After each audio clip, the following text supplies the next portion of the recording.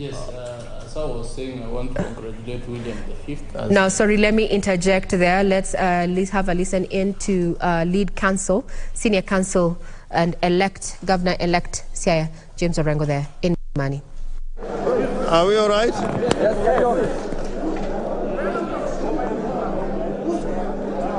First and foremost, I want to thank our team of lawyers. As we know, we are a team of nearly 50 lawyers, and we have been working very hard for the last 14 days, this being the final day. Secondly, we want to thank our clients, the petitioner number 1, Raila Amolo Odinga, petitioner number 2, Martha Karua, and other eminent persons in this team, including Senior Counsel Stephen Kalonzo Musyoka, for having their trust and confidence in this team of lawyers to prosecute their case in petition number 5, which has been consolidated with other petitions, and put their case before the Supreme Court. I want to say without a fear of contradiction that we do not agree with the decision of the Supreme Court. Like Al Gore, I will say we accept the decision, but we do not agree with it. And I am saying this as a seasoned practitioner that courts sometimes make mistakes which have to be corrected over time. Courts make political decisions. As you know, in the United States of America, there has been a long-standing case that has been held as universal truth of jurisprudence involving women's rights, Roe versus Wade. It took them 50 years to overturn that case because of a Republican Congress and a Republican president and a Supreme Court that was basically appointed by Republicans. And therefore, I want to say, yes, in accordance with the law, we got to accept this decision as the law of the land. But I think it is a very ideological decision. I think there are a lot of what was said in the judgment, and we'll have time when that judgment comes out to put out a critique. But all it means is that in our jurisprudence, the petitioners will always have a big burden to carry when you have an electoral commission which is not open and transparent. The best way for this court to have made a decision was with the servers to be fully opened and all the election materials be placed before the court, as would happen in a case where justice has to be rendered. As you know, and I am saying this again without fear of contradiction, we wanted a comprehensive audit of not only the technology that was applied by the Electoral Commission, but we wanted a proper audit.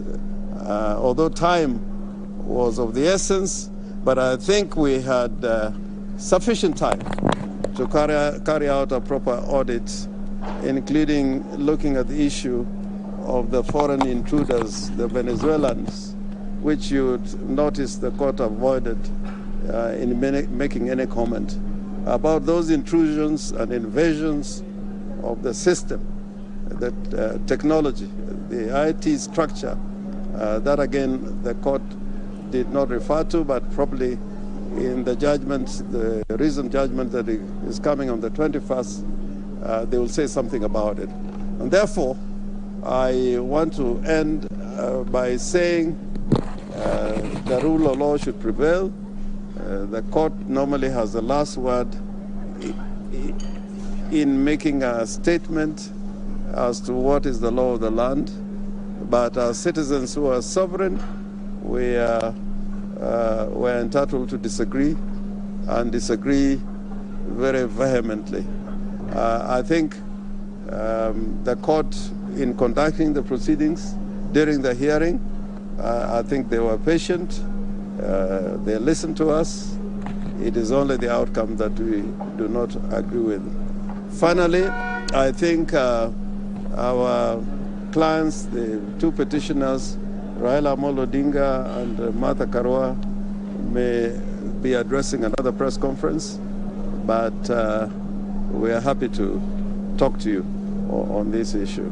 And have a watertight case, but we saw them talking about forgeries and wild goose chase. Did that surprise you? No, I mean forgeries. When the DCI, the Director of Criminal Investigations, what we put before the court, a lot of it was from an agency of government. I didn't see them talking about similar incidents in matters concerning the Independent Electoral and Boundaries Commission. That's why I was saying it was a little ideological. They were looking for things on which to destroy our case, but similarly not taking sufficient time to look at what happened on the other side. And that will be another story for another day. Would you admit you might not have been well prepared for this case? We were very well prepared. I think compared to 2017, we were a lot more well prepared. What would be the 2 or 3 points of mistake that you say the court might have made mistake on that? Fundamental. In 50% plus 1, I think they were ideological. We are using the baseline of total registered voters in the land as against those who turned out to vote. If you read any legal material on what should be a turnout, including the Black's Law Dictionary, turnout is normally based on the registered members in a country as against those who turn out to vote. So there are so many other examples we can take up. What is your take given you lost on all grounds? Yeah? On all the key 8 issues you lost? The issues that the court formulated, but we're quite happy to live with it and talk about it another time. Philip, you want to say something? Just on the idea that we lost on all 8-9 points, we find it incredible that that could be the holding of the court. In more than several of those cases, we had overwhelming evidence. As my senior counsel, Mr. Orengo says, the servers were not opened. The involvement of the Venezuelans for a full month before, half a month before the elections and up to the 16th of August was not explained. No, it wasn't even offered. We perhaps are a little distressed on the over-reliance of a registrar's report that has no input from us. That report was completely silent on the failure to open the servers. The servers, repeat, the servers have all the answers. The exact role, we provided evidence that the Venezuelans were downloading documents, creating documents, and generating documents. None of that was touched. But as my colleague says, we hope they'll address all this in the final judgment. As somebody has said, it's incredible that we could lose on all points and they could win on all points. But as Senior has explained, it's probably the ideological aspect of this judgment. Are you still confident on the 21st to be a different ruling? No. They have tied their hands. They can't get out of it. They have given their final decision. It's now a question of them finding the reasons for those findings and justifying them. It's not always easy, but I think they have some time to do it.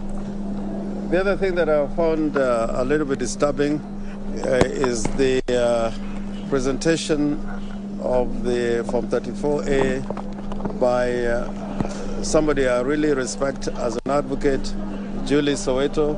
It was described as hot hair, but you could see when that evidence was being adduced before the court, how engaged even the justices were. So I found it rather odd for them to describe it as hot air. I think that's why I'm saying this is ideological, because they would have said on the evidence presented, we find there was more weight as to the evidence which was adduced by the other side. But to say that it was hot air and it was a document coming from the Electoral Commission, I found it very, very disturbing. If I may explain a little further on that point made by Julie Soweto in the petition, that gentleman, Camargo's name was not supposed to be on Form 34A. If at all he was involved in this election, he was involved on the technology side.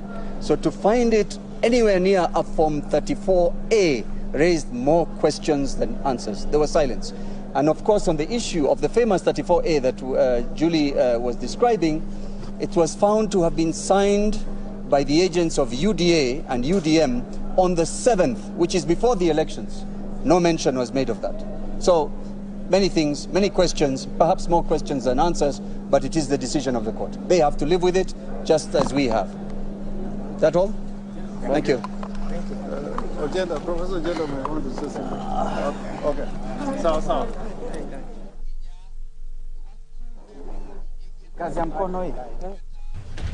Well, that is the first press conference held by the petitioner's lawyer, Raila Odinga's lawyers. They are led by Senior Counsel James Orengo and Philip Murgor. And as I said, is that they are opposed to that judgment. Let's hear what the Nyeri governor has to say in regards to the same, but we will be crossing over there to know exactly their sentiments or sampling some of the sentiments of leaders. As you have seen, Uasin Gishu is packed, as you can see on your screen.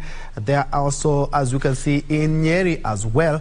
Earlier on, we had a live feed from the president-elect residents in Karen, but the live picture that you can see on your screen is live from Uasin Gishu, where it is the home of the president-elect William Ruto. And indeed, as you can see, they have braved the rain to just listen up to the whole judgment by the 7 judges, and they are elated. As you can see, earlier on they were dancing to that, but as the lawyers representing the petitioner have talked about, is that despite the overwhelming evidence, they say that without any fear of contradiction, they do not agree with the decision and say that mistakes are to be corrected over time, challenged availing of election materials for comprehensive audit, but they say that they will look at the judgment keenly after the 21 days that the judges have talked about,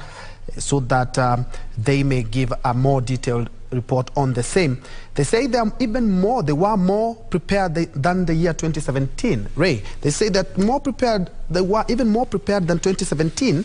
Yes. And looking at all the issues were trended on by the 7 apex judges for a unanimous decision as well. Indeed. And yes, Troy, yes, that is something that has come up there from Senior Counsel James Orengo there, who was leading a contingent of at least 42 lawyers, for the Azimio la Umoja One Kenya coalition there, putting off some of the prayers that they wanted. And they're saying, well, history has taught them something else, something new. In as much as they were prepared, well, it did not go their way, and they have picked that issue that all they have not even have had a single win or reprieve in all the 9 issues that